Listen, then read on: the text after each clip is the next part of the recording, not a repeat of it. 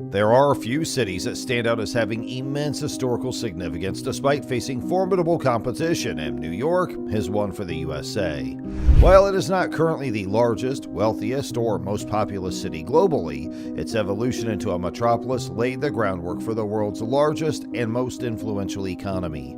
Presently boasting a gross metropolitan product of $1.9 trillion, exceeding the economies of all but 9 countries and rivaling that of Canada, New York's economic prowess is noteworthy. This expansive metropolis, with its towering buildings, serves as the financial hub of the world within a nation holding de facto global status in trade, geopolitics, and military power. A handful of structures within the city generate trillions of dollars globally, funneling these funds into some of the most valuable and productive companies worldwide. Notably, individual companies like Apple and Microsoft surpass the combined value of all public companies in entire nations like Australia. So, how did it get there? The foundation of present-day New York City can be traced back to the aftermath of the American Revolutionary War in 1783, when the newly formed United States successfully ousted British forces. Even before this, the region witnessed a tug-of-war between the British and the Dutch, reflecting the strategic importance of the area. New York's geographical advantages for trade played a pivotal role, offering a natural and secure harbor protected from the ocean, yet deep enough to accommodate Atlantic-crossing ships. The entire east coast of the United States possesses numerous such natural port formations, a significant advantage over countries that must create deepwater ports from scratch. Despite the city's evolution into a hub for various industries, it still hosts the 4th largest shipping port in the U.S. today. Notably, this port exceeds the size of any on the West Coast, which primarily engages in trade with China. The only ports in the country surpassing New York's are those linked to the Mississippi River and the Gulf of Mexico, where substantial production takes place, aided by cost-effective river transportation. New York benefits from trade to a lesser extent than these larger ports, as the Hudson River connects to the Great Lakes, home to significant industrial centers. The extensive network of navigable rivers and lakes is a foundational reason why the USA stands as an economic superpower. Transportation costs via these riverways are considerably lower, utilizing riverboats that don't require seaworthiness or high power, making them cheaper than trucks, trains, or even competing with ocean container ships. The existing infrastructure of these river networks contrast with other forms of transport, which may entail costly construction. Beyond transportation, rivers offer additional benefits such as sanitation, irrigation, and a food source.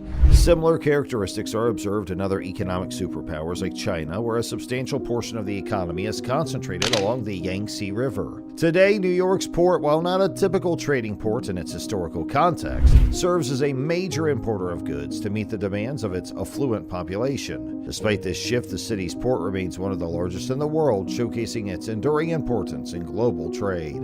The driving force behind New York's current wealth is undeniably its financial sector. The city boasts a myriad of financial institutions and intermediaries, with the key attraction being the presence of 2 major stock exchanges, the NASDAQ and the New York Stock Exchange, or NYSE. While these exchanges now primarily operate electronically, their impact has been transformative, propelling New York from a convenient trade port to its current status and contributing significantly to the United States' position as the global economic superpower for almost a century. At first glance, the activities of these financial institutions may seem like the mere shuffling of paper representing ownership of companies.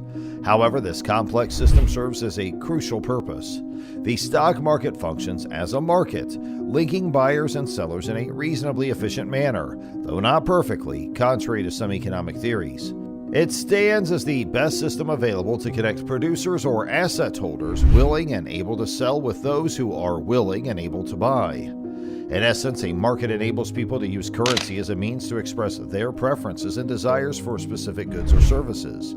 Using the example of a fruit market, if consumers overwhelmingly choose apples over pears, farmers will adjust their production accordingly, focusing on the more sought-after apples. While simplistic, this feedback mechanism is vital in a free market economy, ensuring that goods and services are produced with a reasonable assurance of their value. The principle holds particular significance in the market for capital. Stock markets essentially serve as platforms for companies to sell fractional ownership in exchange for funds, enabling them to acquire more of the factors of production, land, labor, and capital to expand their operations. Much like consumers selecting between pears and apples based on preference, investors allocate their funds in these markets to choose companies they believe will yield the best returns. In this way, the stock market plays a pivotal role in allocating resources and shaping the economic landscape. Stock markets, although not unique to the United States or to New York, play a crucial role in the city's economic success. The concept of stock exchanges originated in the Netherlands, with the Amsterdam Stock Exchange leading the way by selling shares in the Dutch East India Company to the public for colonial ventures. Despite this, it took another 170 years for the formal establishment of the New York Stock Exchange. Over time, the NYSE and later the NASDAQ became the world's largest stock exchanges by listing the biggest publicly traded companies, reflecting the economic success of the USA. These exchanges and New York City are integral to a productivity feedback loop that has been instrumental in the country's economic growth. The USA's ability to fund and build businesses, particularly in innovative sectors, sets it apart from other advanced economies. New York stock exchanges act as a gateway for global investors drawn to the USA's economic dominance, stable political environment, and status as the unofficial reserve currency holder. Apart from its role in the financial sector, New York has thrived in various industries. It is a global hub for media, journalism, and entertainment, rivaling cities like Los Angeles. The city's technology sector, though not as advanced as Silicon Valley, is growing and attracting companies involved in industrial innovation. The reputation of being a center for everything has led to economic benefits through agglomeration, where companies benefit from proximity to suppliers, customers, and competition. Despite economic theories that manufacturing thrives in areas with cheap land and labor, New York maintains a manufacturing industry. This unexpected phenomenon challenges traditional economic expectations, emphasizing the city's unique and diverse economic landscape. The stock exchanges, along with these industries, have not only directly employed a relatively small number of people, but have indirectly stimulated the operation of thousands of financial institutions and supported millions of jobs in various sectors, contributing to the city's status as one of the world's wealthiest. Despite the common trend of outsourcing manufacturing to places like Asia due to factors like expensive land and high wages, New York boasts a sizable manufacturing sector. This may seem counterintuitive, especially when considering the city's exorbitant living costs. While these manufacturing jobs often pay less than the city's average, they still offer higher wages compared to manufacturing jobs in other regions. The sector, despite facing challenges associated with the city's rising cost of living, remains a significant employer. Unlike traditional manufacturing hubs like Detroit, New York's factories don't primarily produce goods for global markets. They cater to the local demand within the city. This unique approach shields the sector from industrial slowdowns witnessed in other areas, showcasing the nuanced dynamics of economies of trade.